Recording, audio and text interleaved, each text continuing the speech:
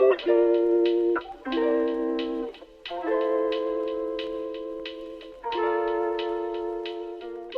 to yCITIES Inside the Mind of an Investor series. yCITIES cultivates an intergenerational innovation ecosystem for middle schoolers and beyond, supporting a diverse pipeline of tomorrow's founders and investors. Investors are a vital part of the startup community, and while there are plenty of resources about how to pitch or how the process works, it can still seem like a black box as to why an investor chooses to invest, not only to the founders, but also to peer investors. So we decided that we wanted to have many conversations with many different investors and to focus on one investor at a time.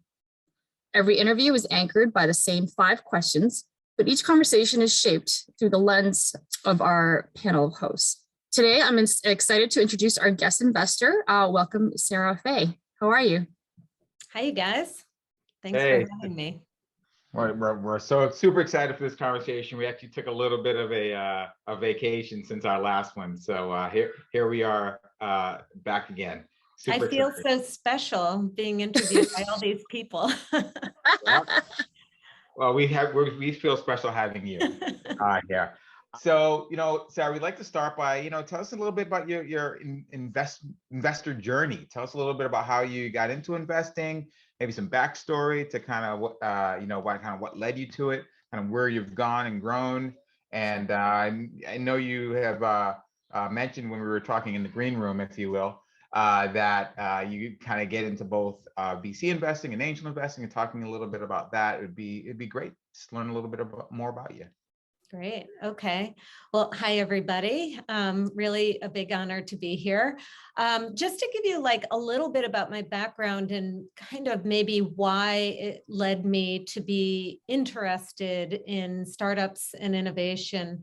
I began my career in advertising sales for computer magazines we're going way far back now, in the 1980s. And it was when advertising was, almost 100% print in that category. But the big innovation wave back then was just like the advent of computers. When I first started my job, we were still using typewriters. But, I saw, and in Massachusetts, it was like the 128 technology belt, and all of this innovation and really fast moving technology. So I kind of ran alongside that as I was in the publishing and advertising market. And I ended up hopping the fence to the agency world, where I became a partner and an entrepreneur in a media agency for high tech.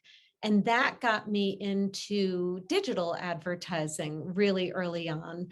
And that was another wave of innovation that happened that really catapulted my career. And I was able to see the disruption and the opportunity that was created for lots of little companies. Like when I first got to know them, little companies that they really took off and became big companies. And there was like the phase of the dot-com boom when it felt like there was money falling out of the sky and all you had to do was get there fast enough with a basket. and I felt like I really wanted to participate in that kind of wealth creation and market change. And then while I launched the first digital agency, or the first digital practice for the global organization that acquired my agency. And that was also just a very fast ride. We went from 25 people to 700 people in a 4 or 5 year time frame. And that again was based on huge technology change and opportunity. And I was running a service organization during that time, but I was always interested in the little companies that were positioned to get big. And I felt like it was a little bit like the grass is greener. Like I really would like to participate in one of those companies. And I did have the opportunity to start advising some, like just a couple special ones when I was still working. But when I left the agency world in 2009, I started just joining the boards of businesses. There were a couple of public companies that I joined the boards of in the media space, and then some private VC-backed technology businesses where I was the independent. Sometimes I was an angel, and I got to meet a lot of VCs doing that. And so that led to me doing some angel investing. I actually did angel invest in some of the businesses that I advised and sat on the boards of, and those had some sort of like good early outcomes. So I felt like I had positive reinforcement to investing. And it ultimately led me to meeting my partners at Glasswing, who in 2016 said, hey, you know, we're going to start a firm called Glasswing Ventures to focus on the coming wave of AI technology and all of the opportunity that's and disruption that's going to create. And I was like, I've seen this before. I've participated with other innovation waves, and this really looks like, you know, I've got pattern recognition here for other innovation waves. And so I was super interested and feel very grateful to have been offered that opportunity. And kind of like in and around that, I have to say I'm a VC first because, you know, it's a full-time job and most of my time and energy has to go into the investments that Glasswing makes. And by the way, I also, when you are a VC, you have to put your own capital into the fund. It's sort of like, you know, put your money where your mouth is. If you believe in it so much, if you want other people to invest in you, you have to contribute, you know, what is a significant, you know, for any one amount of your own personal capital. But I also have kept my foot in the angel investment world. One, because it's enjoyable to me. You know, I just am so interested in the founder journey and looking at, you know, lots of different types of business models, not necessarily just the ones that fit with the Glasswing thesis. So this gives me an outlet. And then I like the community of angel investing too. And, you know, the deal sharing that happens. I'm a member, as you know, I know some of you are TBD angels, and that's kind of a way to keep a really robust network of other investors, which is when you are a VC, you care about deal flow. And so that is one way of having other people also know you're out there and interested in, you know, in specific areas. I think, Sean, you asked, what is my, you know, what area of investing am I interested in, and what's my thesis? I think like as a VC, you have to have a really specific thesis because there are a lot of VCs out there. They all look to raise, but you have to have a position. And if you're not a huge firm, if you don't have billions in assets under management, we have hundreds of millions. We don't have billions. You have to be focused because you have to be able to develop that pattern recognition. So, you know, we have picked AI, but within AI is like incredibly broad. When we first started raising our fund for AI, we had to explain why that was a broad enough thesis, you know, and as it turns out, you know, it's way too broad. So within AI, we've zeroed in on B2B SaaS, and anything outside the healthcare and life sciences sector, because that in itself is just huge. And it's, you know, our experience as partners is in these other enterprise, cloud, cybersecurity, and for me in particular, marketing and advertising is where a lot of my deal flow comes from. And we are also regional. So we really stay within our thesis. We don't make a lot of exceptions. We also have ownership requirements. We'll never do a deal where we don't get at least a certain amount of ownership. And so that's, you know, and there's tons of diligence that goes into a Glasswing investment. Angel investing is different. I'm freer to make decisions with my own capital, then I would be recommending an investment with Glasswing's capital. This is other people's money. I feel a really great amount of responsibility that that we are only making like investments in companies that could be potential fund returners. Like when we make an investment at Glasswing, we want to know that the TAM is big enough that there could be $1 billion exit. Like it doesn't necessarily always happen that it's $1 billion exit, but we want to know that there is that possibility. As an angel, I have invested in companies that I would not expect to be $1 billion exit, but I think of as a really solid business with a really great founder.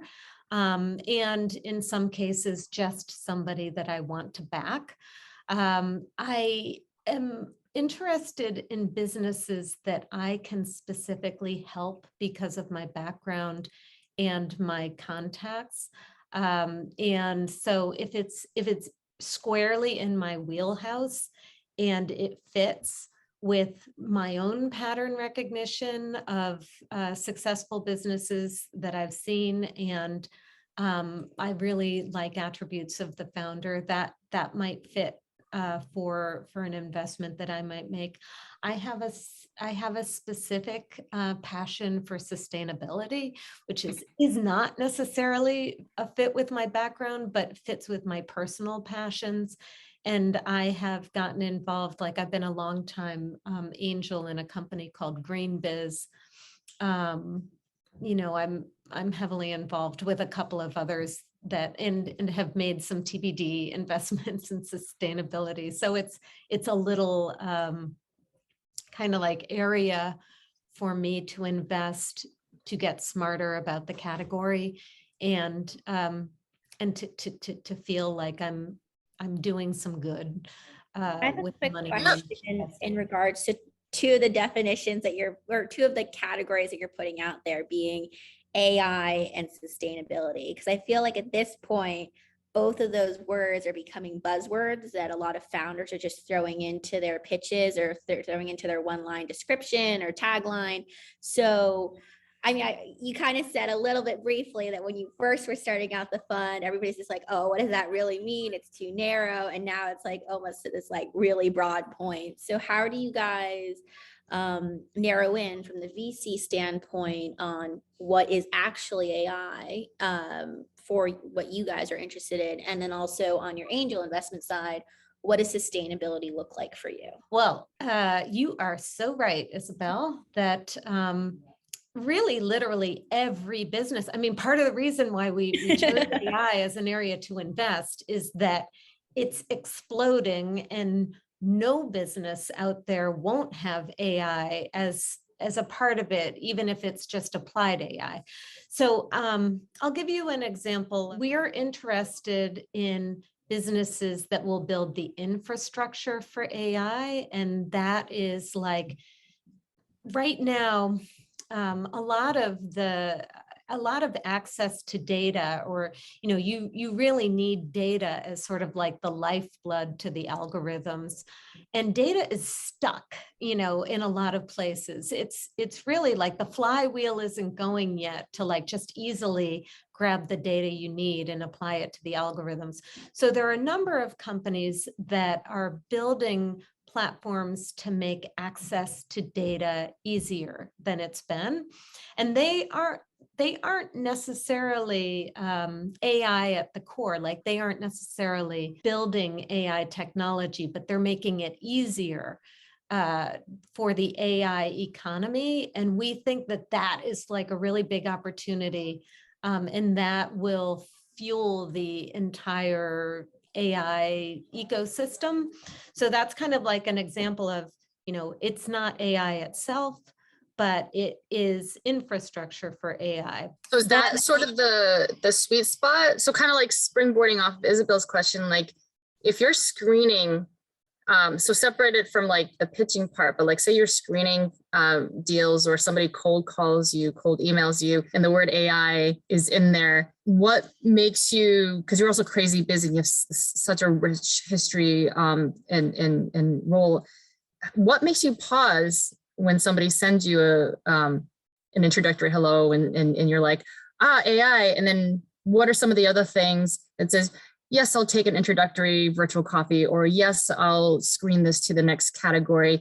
And then maybe if you in that, because the gears are turning with all the different things that you've been saying, and we've had other folks who are like VC by day and angel by night. There's nuances where they're slightly different, in how they approach things. Maybe one, small slice of the lens from a VC of yes, I'll pause, and then maybe as an angel, because I've had some angels who are just 100% angel from their investment standpoint, and then have a different kind of day job that's not investing.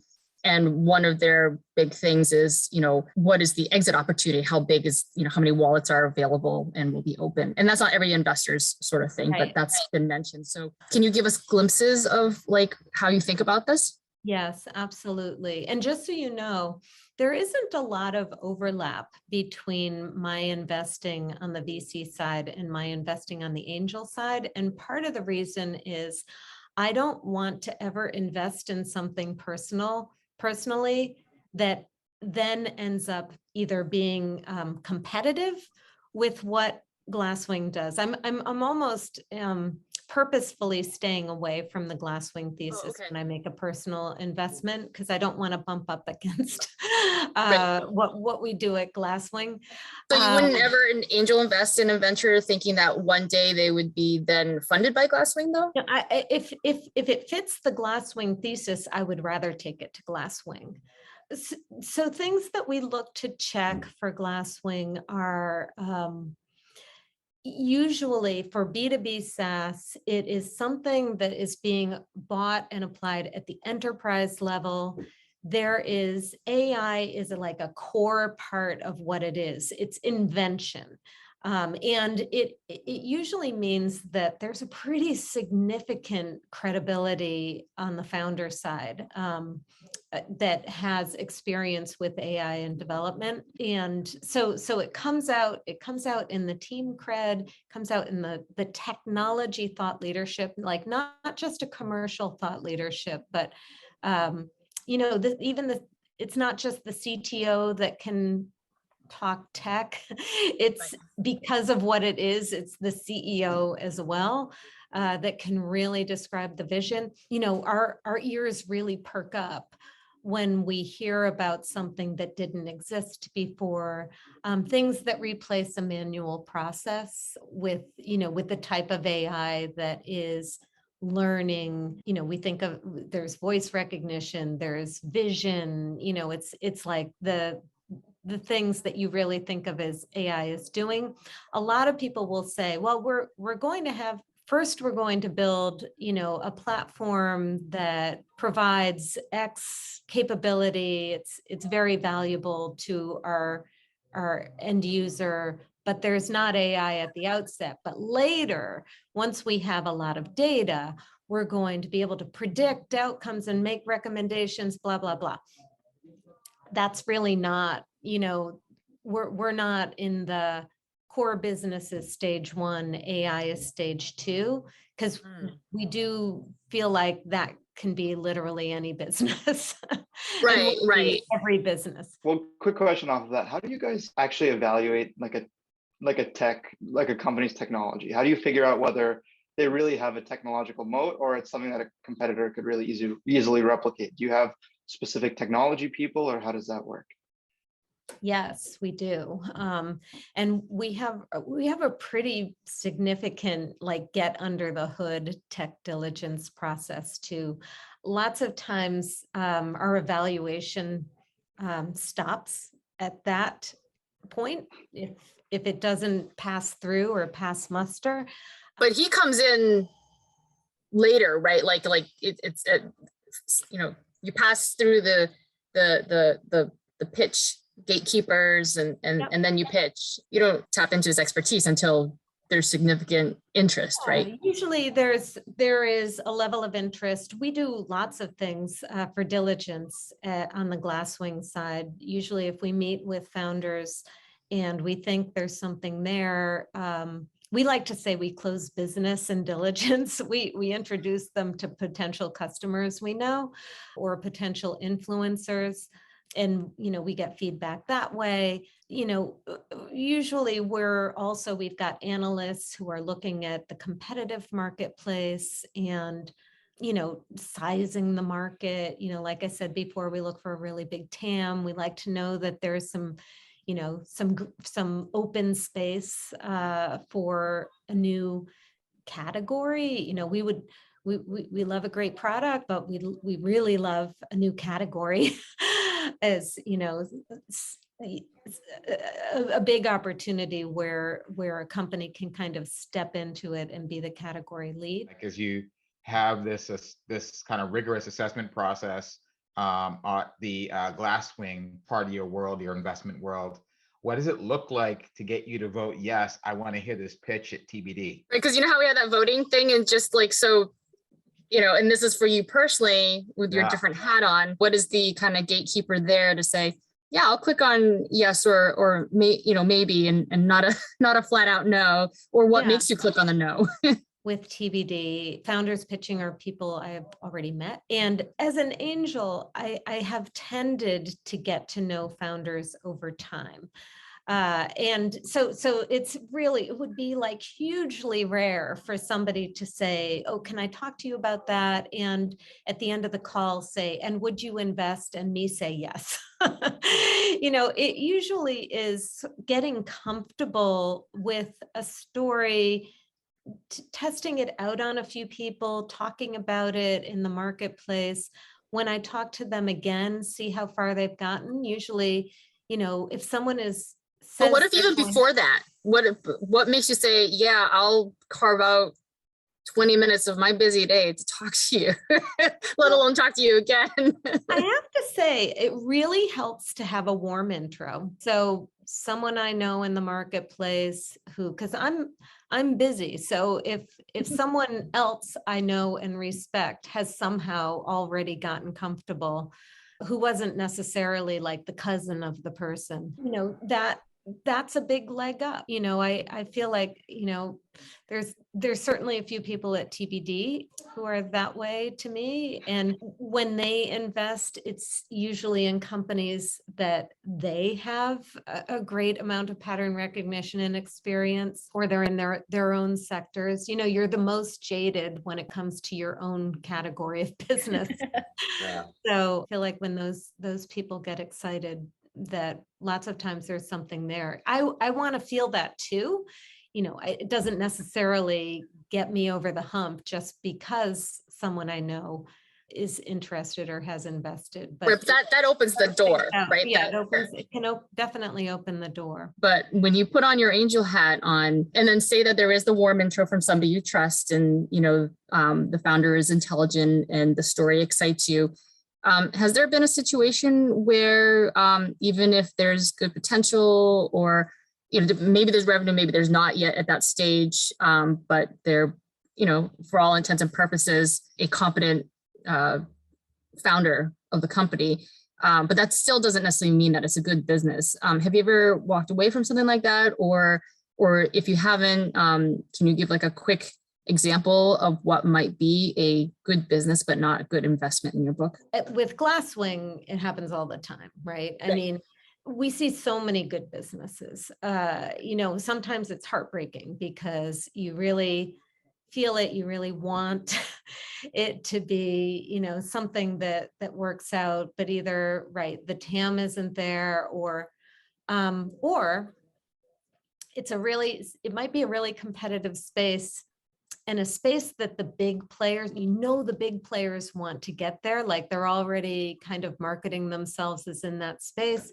And so you say, these guys are really doing well. They're going to do this faster and better than the big companies, but they're going to get snapped up really quickly. And it's funny, sometimes a company will say that to you. Like we think we're going to this is going to be a couple years and we're just going to be taken out because, this company or that company really wants to be in this space.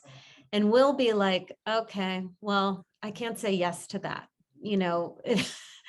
If you're not imagining this going to the moon and this on its own, being able to develop the vision that gets us bigger and bigger, and a standalone solution on its own, if you're only imagining being a part of something else, that's just not a VC investable thing. Right. As an angel, I might be okay with that. It's like, hey, if this is the only money you're going to need to get to that point, and there's going to be an early exit and, I make 3 times my money, that could be okay.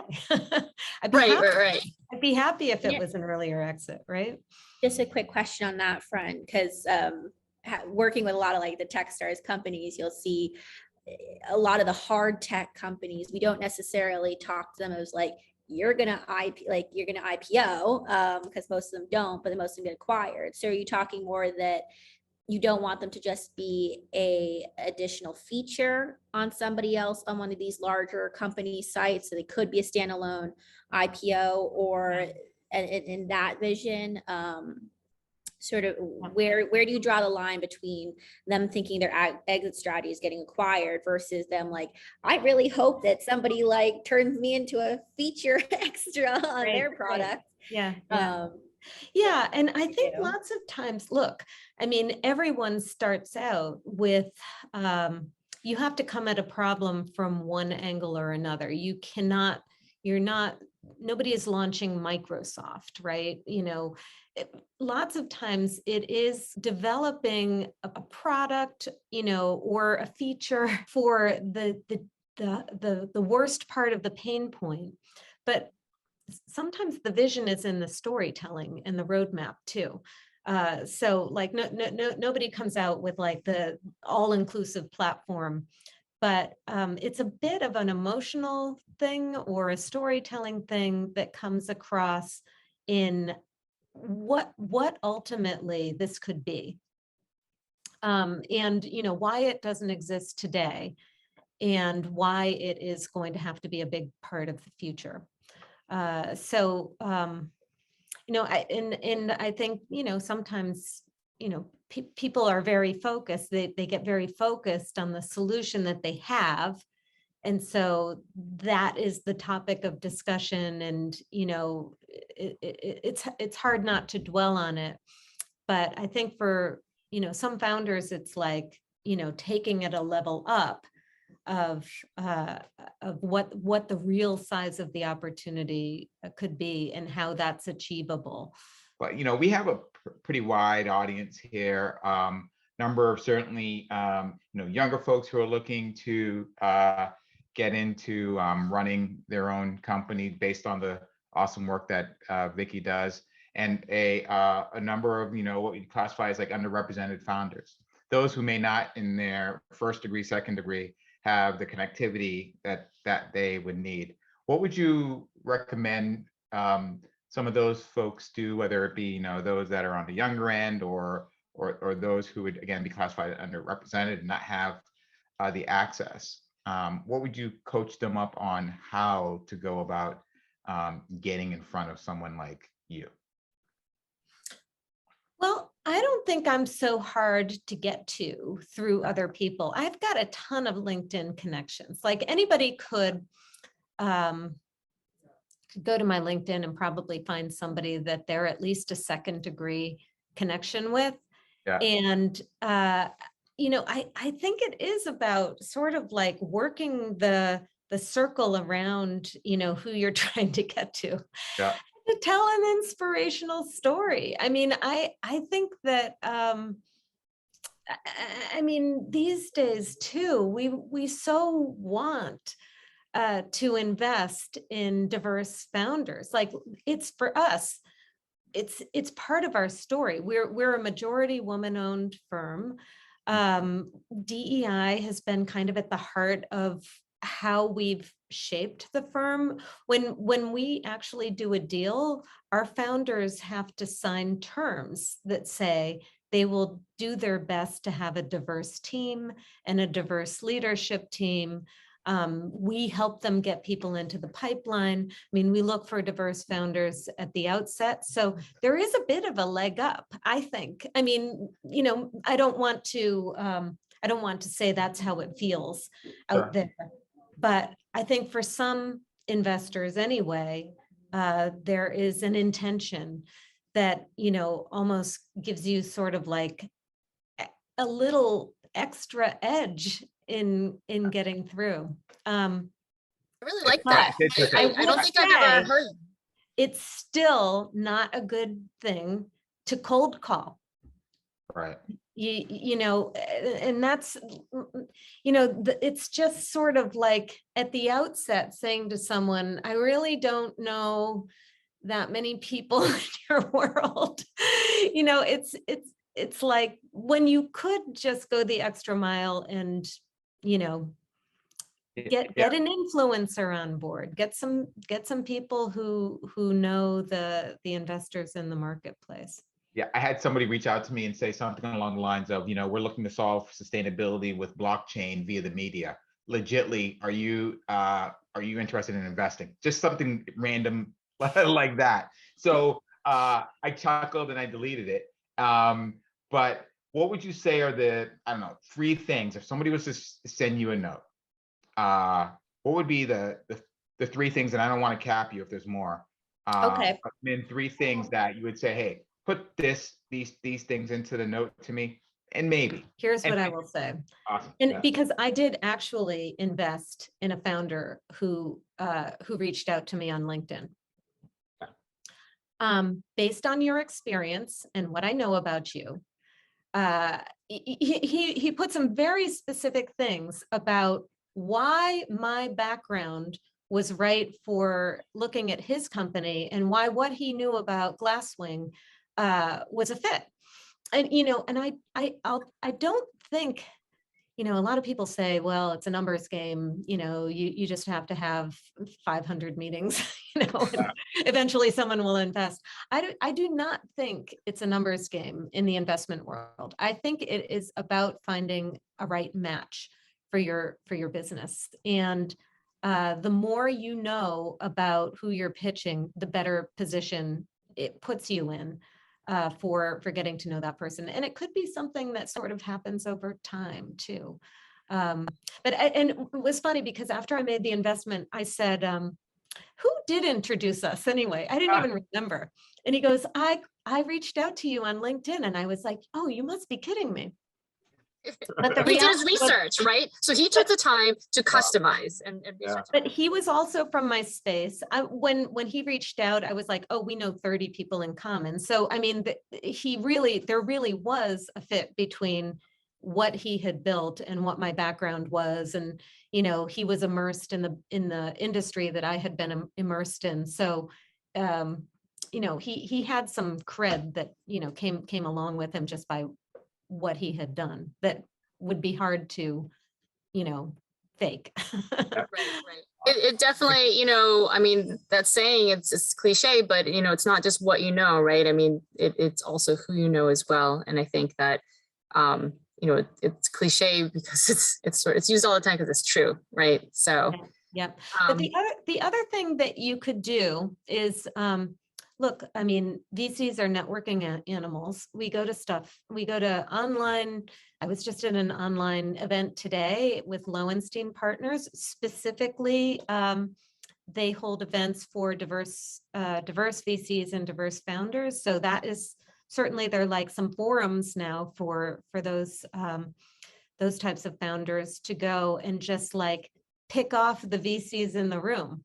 Okay, why are you here? Oh, nice to meet you. Do you mind if I link in? Or you know, link in with them while you're there. It's a point of contact. It's a place where you can start to become, you know, familiar with regulars who come to those events. And then, you know, the in-person events are happening as well. So depending on the sector that you're in, there's Techstars, obviously. There's, we're like association rich in Boston in particular. You know, there's Mass Challenge, there's the FinTech Sandbox, you know, there's just like, there's All Raise. All Raise is a national nonprofit that was established to put more capital into the hands of women. There is a real focus on particularly Black and Latinx. There's a media mastery course that is free for Black and Latinx founders to take. And it's a great place to go and, you know, get some coaching and learning, but also a good, you know, good way to meet some other people, including investors. Thank you so Great, much. thank you so much. I think that was a great way to wrap up. Thank you, Sarah, for joining us today. And that brings us to the end of this episode of Inside the Mind of an Investor. Thank you so much, Sarah. Thank you for having me.